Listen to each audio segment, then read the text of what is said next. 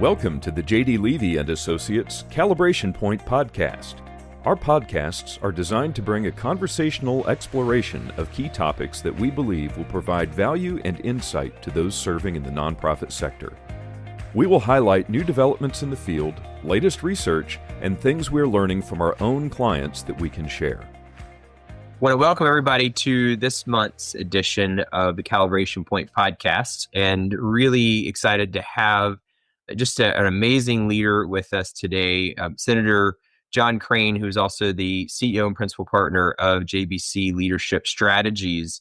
And John, you and I were processing this in some brainstorming sessions on other topics, and it just really stuck to me getting to be around you that, well, our audience needs to better appreciate what I would say is more of a true DNA of leadership, what you've kind of packaged in. We're talking about as what are the four components of the DNA of leadership? And I was excited to bring this topic because we've done a number of topics over the years on leadership, but different qualifications of leadership. So a leadership application, leadership burnout, how to drive more general influence as a leader, leadership care. What I like as you and I started to explore is being able to come into, okay, but at the core of leadership, what is that? And not just what Hollywood makes it out to be, right? But what is true identity leadership and authentic leadership? So I'm just going to throw that question out to you. Could you just start us off on this journey about, and for everyone, just so everybody knows, we are going to turn this into a follow-up on all the elements that John shares with us today. And today we're going to kind of set the foundation. So John, if you maybe want to just open that topic up and tell us, what is and what do you see and practice and live? I mean, it's who you are as the core DNA of leadership. Yeah, well, thank you very much, Jamie. I appreciate that. It's so good to be with you on the podcast. And I have been privileged to serve as a senator for the better part of the last decade, and actually voluntarily term limited myself in order to reorient back towards my true passion, which is leadership. And I've been working on that for the past 25 or 30 years. And you're exactly right. There's so many things about leadership, so many books, so many podcasts, so many conferences, all these different things. And so it always begs the question, why do we need more? I think we need more because leadership is so critical, right? And Right. one of the things that we often talk about with leaders is the definition of leadership, which the definition that I use is very simple. Leadership is about intentional influence. And what that means is that leadership is a choice, that we all have the ability to make that choice to have intentional influence. It doesn't necessarily mean if I'm trying to have some positive influence with the waitress at the restaurant that she's going to get up and follow me as a leader. But the whole point is, how can I bring good into the world? And so I am naturally oriented. I love the fact that you were talking about kind of this foundational framework, because I am naturally oriented towards that. And I think that we have to start there, right? We spend a lot of time on, the what I call the tactics, the practical elements of leadership, which are super important. But to me, they're downstream from some of these core ideas. And so one of the ways, I think that too many times in this world where we have so much information coming at us, like how often do we actually get a chance to sit back and thoughtfully reflect on bigger issues, right? And that's one of the things that I love about what you all are doing with the good work you're doing as well, is thinking about these things. So that to me is the starting point. I've got to understand the core, what would I say, the building blocks really of leadership, and then build from there.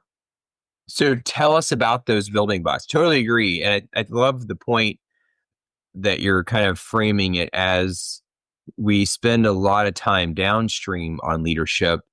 And, there are a number of attempts to get upstream, but we often don't get upstream enough.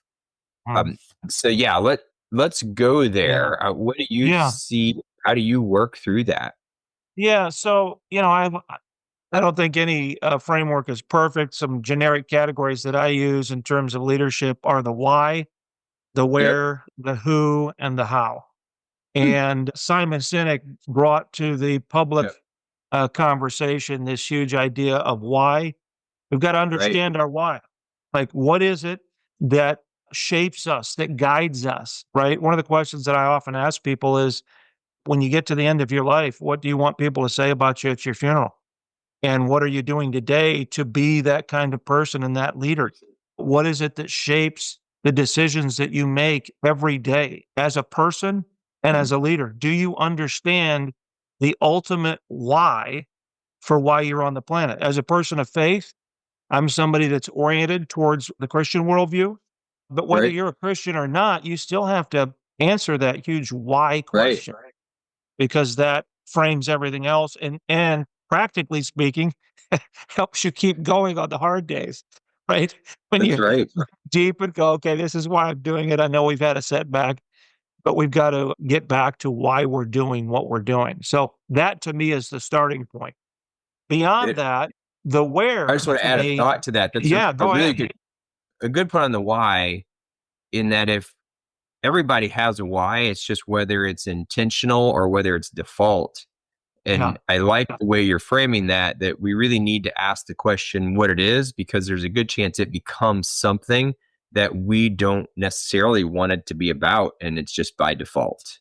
that's right. And I don't know how often, I tend to be one of those that likes to think about big ideas, but how often do we do that as leaders? How often do we step back and really follow the process of what I call follow the why, right? If you say, Right. "Hey, we're going to pursue this," and you say, "Well, why?" Well, because we value that. Okay, well, why do you value that? Well, because I believe this.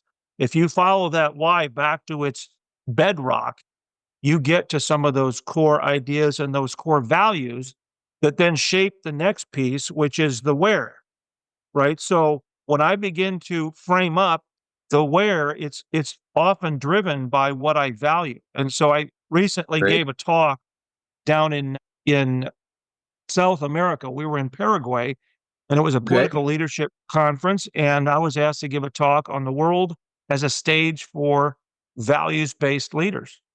Hmm. Well, the assumption is that we're all talking about positive, good, universal values. But the reality is, everybody's a values based leader, to your point earlier, Right. right?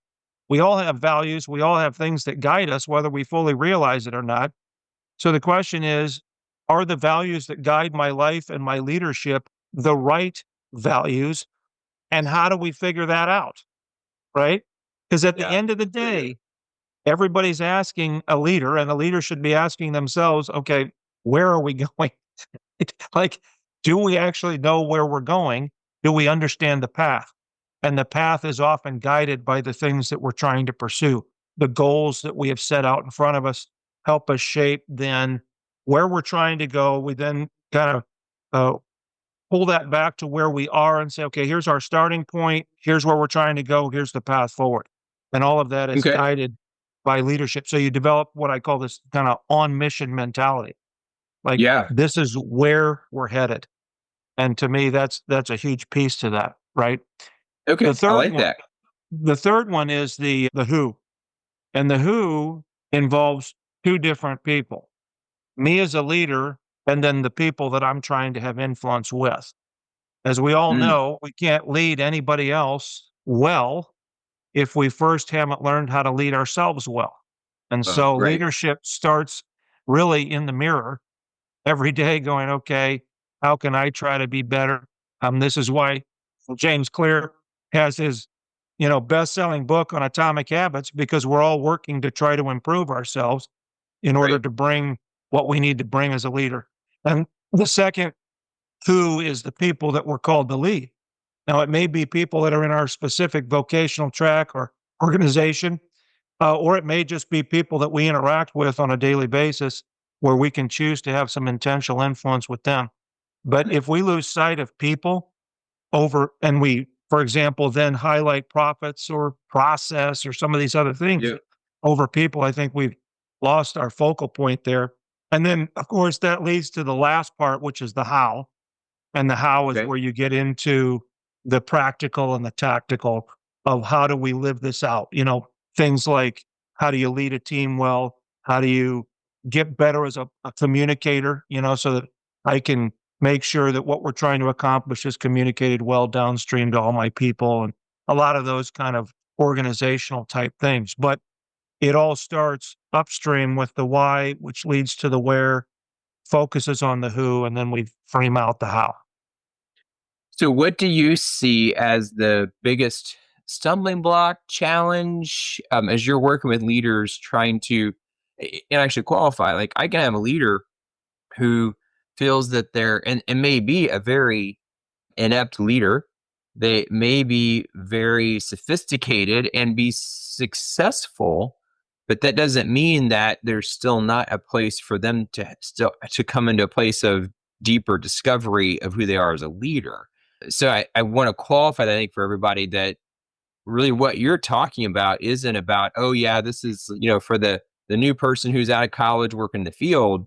This is about somebody who may have spent 30 years in a leadership structure that might not fully reflect what their own truths are, meaning what they're called to do in their life, who they truly are as an individual and their value structure. And the one that stuck me about the who, and then I want you to answer a bigger question.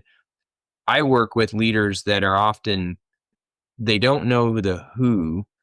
So one of the things I spend a lot of time on, both in the work that I do and with clients, is making sure that we understand who their first audience is and their second audience. And, we'll use kind of leadership cliche today. I can be an influencer, right, on YouTube and just influencing whoever comes, but that doesn't mean that I'm a leader. That means maybe I'm just a really good brander and marketer, because I don't really know who my who is and what I'm actually trying to accomplish. So I want to qualify that to everybody, that we're really talking about the entire spectrum of where someone is. So when you're working with an individual, have you found, are there particular stumbling blocks or things that you're like, yeah, if someone's going to struggle, this is typically where we're going to find their biggest conflict points? Yeah. Do you see any of those trends when you start to work with a leader? Yeah, absolutely. Ironically, I think the biggest trend is ourself. And what I mean by that is our ego, right? So we have a tendency sometimes to go, hey, I need to be the smartest person in the room. And I might not consciously say that, though that does come out in certain scenarios. Do you understand who I am? That kind of thing. But I've often told leaders, especially high profile leaders, the smartest leader in the room is the one that surrounds themselves with even smarter leaders in the room, right? So sometimes we become our own worst enemy, and it's not always conscious. We've got to start there. And that begs the question, which is the point you're making. Am I willing to acknowledge that there's more to learn? And then it becomes, okay, from who or where do I need to go? And the longer we go in leadership, man, the easier it is for us to just buy into the fact that we've learned everything we need to learn. We've had a sufficient level of success. We've had a sufficient level of meaningful value add in people's lives, or we've grown an organization.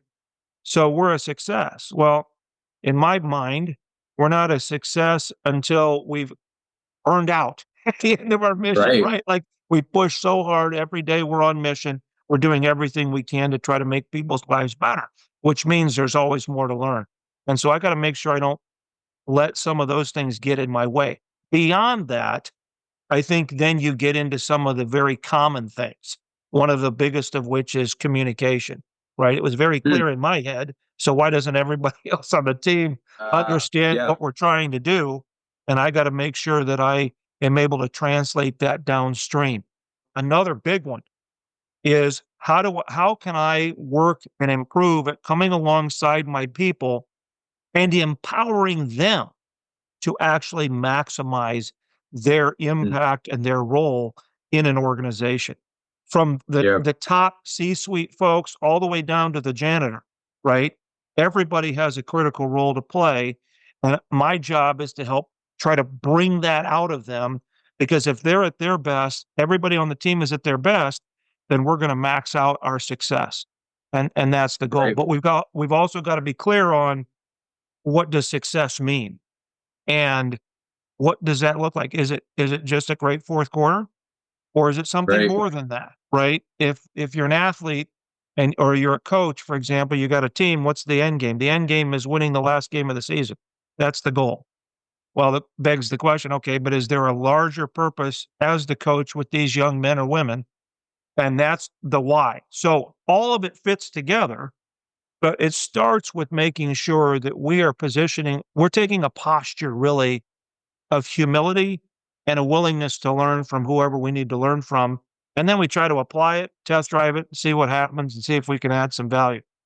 Yeah, you bring up a good point. I just in my own kind of personal life going now, I mean, probably 25, 28, 27, somewhere in there years ago, I really had I don't even remember what triggered it, but it was a clarity and kind of an inflection point where I really came to grips with that what I wanted in life was significance and not success. And the differential of significance being about, can I add value to someone, as opposed to success being about me? And that's really, what I hear you resonating and hitting on is, helping someone to understand what is the value that they're trying to create in other people.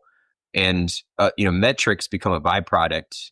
I should say success metrics become a byproduct of significance. But if my Right. focus is success, to your point, it can be difficult to become significant. Yeah, that's right. And we buy into that no matter where we're at. I mean, it's everything from Do the corporate world, obviously politics is huge, like success there, but it's the right? same in the church space, right? Pastors who come up to each other at a conference and say, "Hey, how you doing?" And one of the next questions is getting the metrics on how big or small your church is so I can do the comparison game rather Yep. than going, "Hey, we're all called to be within our sphere of influence, trying to maximize that influence so that we can have greater significance in the lives of people that cross our paths." If we have Yeah. material success along the way, no problem with that, as long as we have a generosity of spirit and trying to say, okay, everything that I have is a tool that I can use to try to help the lives of people.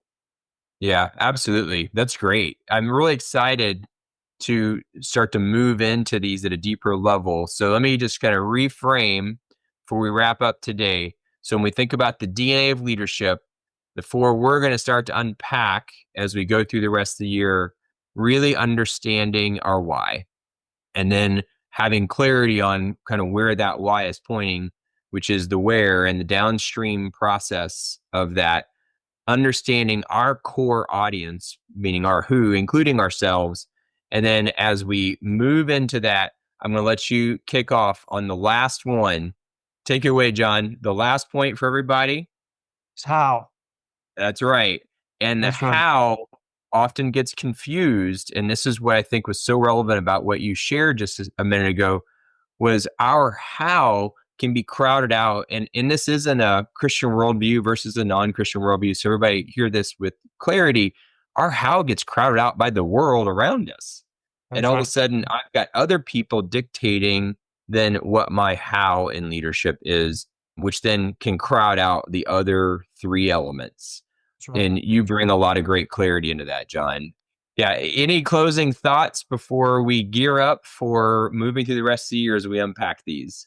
Well, I'm really excited about this. And to your point, I think not only does the how potentially get crowded out, but Yep. the other two of the other three get crowded out if we don't understand, like our why and our where. If we don't know where we're going, we could have all the Right. energy in the world and be Yeah. just 1 degree off from where thought we were going, and we end up in a completely different place. I recently heard somebody say, "Don't allow every distraction to be disguised as an opportunity."